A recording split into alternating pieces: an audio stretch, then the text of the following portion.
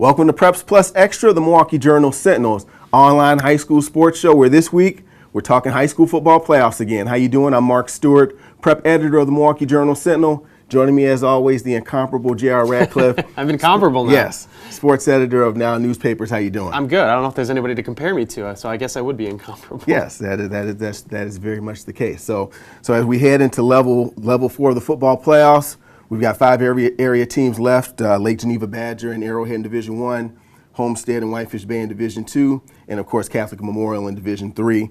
One of the better games last week, Whitefish Bay, or one of the more anticipated games last week, was Whitefish Bay and Brookfield East. Bay pulled that one out in, I won't say dramatic fashion, but it was a pretty exciting game. I mean, and East had the lead going into the fourth quarter, and Bay kind of strung together a bunch of scores in a row. Rashadim Gray, the running back, had a phenomenal game, and their line played well, their defense played well. Jackson Weber, Quentin Dismukes both had really good games for the Blue Dukes, so they're looking like the North Shore. They shared the North Shore title, which is a big deal, and they're looking like it as they crusade through the playoffs. They've done a great job.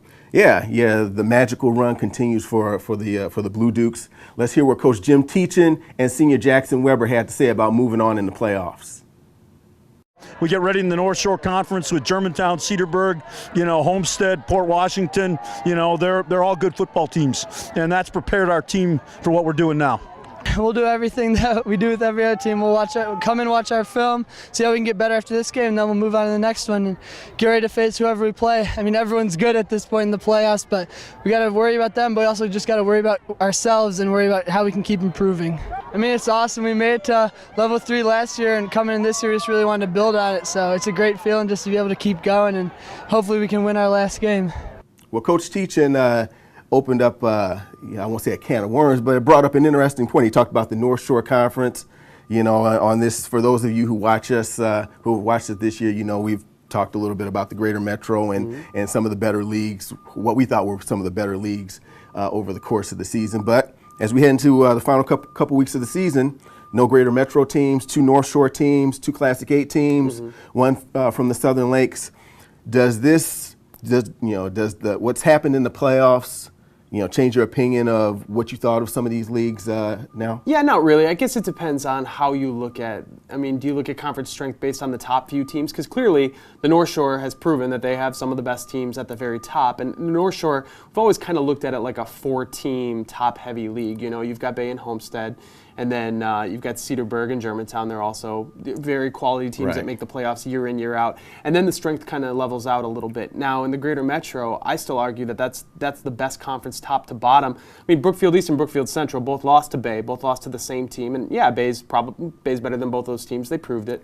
But then Menominee Falls, you can't blame them for falling to Kimberly in the playoffs. Kimberly's a perennial powerhouse. Right. Sussex Hamilton lost a back-and-forth game with Verona. That could have gone either way. I still look at West Allis Hale as a team that didn't even make the playoffs and weren't really close. They beat Lake Geneva Badger in the first game of the season. Here's Badger in the state semifinal. So if we're talking about depth, you got to say, well, the GMC still has a lot going for it. That said, the North Shore has proven at the top, Classic 8 has proven at the top that they're able to compete with any conference in the area and maybe even the state. Right. You bring up that that bottom half of the Greater Metro. You look at Marquette. Oh yeah, Marquette. West Allis Hale, West Allis Central, Tulsa East. That's a pretty solid group of 4 that probably would match up well against the bottom 4 of any league.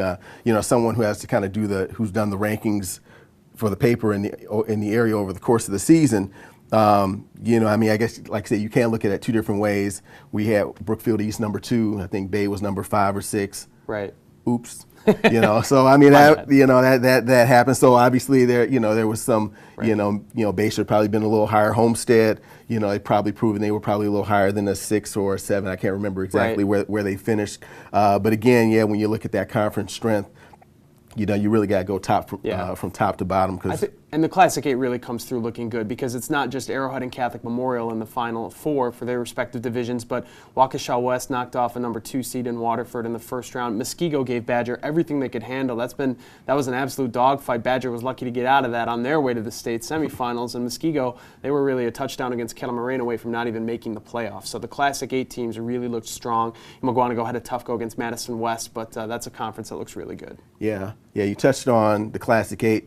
One team that we probably can expect will be a heavy favorite moving on, Arrowhead against Hudson. But we got 4 other area teams that are playing this week. Homestead, Whitefish Bay in Division II, Lake Geneva Badger in Division I, and Catholic Memorial in Division III. If you had to pick one other team that you were going to, rest your hopes on reaching the final, which one would you pick? I think it probably would be Homestead at this point. They've got to match up with Marshfield, and as any time you compare a team to the north and the south, it's a difficult comparison. You don't really know what we're in for. I would say Homestead right now seems to be peaking. They just beat a very good Green Bay Southwest team, a team that I told a few people I thought might win the state championship. Oops. For myself there. That was an undefeated team, and I really thought would beat them. They won on kind of a late play with less than 2 minutes to go. Their defense has played really well. Ryan Stenler, they've moved the offensive lineman Luke Worthington to defensive line occasionally. He came up with a big sack. So they're kind of peaking right now, and I would expect them to get through. Now, Memorial has a really good shot, too, and if only because they just beat Wisconsin Lutheran. I told a lot of people I thought Wisco would win the D3 championship. I'm struggling, but Memorial looked, very good in the second half. They rallied back from a 14-0 deficit at halftime, kicked a game-winning field goal, and I just think the moral of the story with them is you can never count them out in the playoffs. Coach Bill Young always has a team that can knock off some of the best teams in the state, in the division. Mount Horeb-Barneveld's no slouch, though. That's a team with one loss in a very, very good conference that constantly gets teams to the state championship game. So that's not a team you can look past. That'll be a very tough ball game in Division III. Yeah, and Catholic Memorial, they've got a lot of playoff experience on that team. It seems like they're always getting, to that, either the final or 3 out of 4 years at level 4. So. Right, or the semifinals, and they've had some heartbreaking losses in the semifinals. But, on the flip side, Whitefish Bay against Wanakee, that's going to be a large chore for the Blue Dukes. But, they got a couple playmakers in Rashadim Gray and Jackson Weber, guys that, maybe can make things happen when, the defense does everything right or the offense does everything right. They can make plays. Lake Geneva Badgers is another team that, they just keep winning, so so you never know how they're gonna fare against Sun Prairie. Yeah. On the flip side, we talked about Arrowhead a little bit. They had the unique perspective of having to come from behind a little bit. Kimberly scored first on them. It was 7-0. Right. Nonetheless, they came back and won big to advance to the state semifinals. Let's hear what a couple of their players had to say about the victory.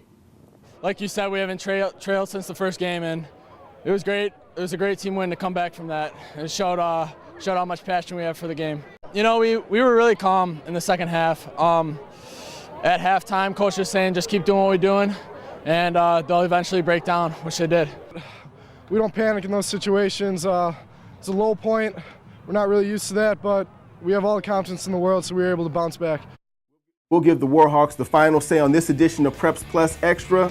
For J.R. Radcliffe, I'm Mark Stewart.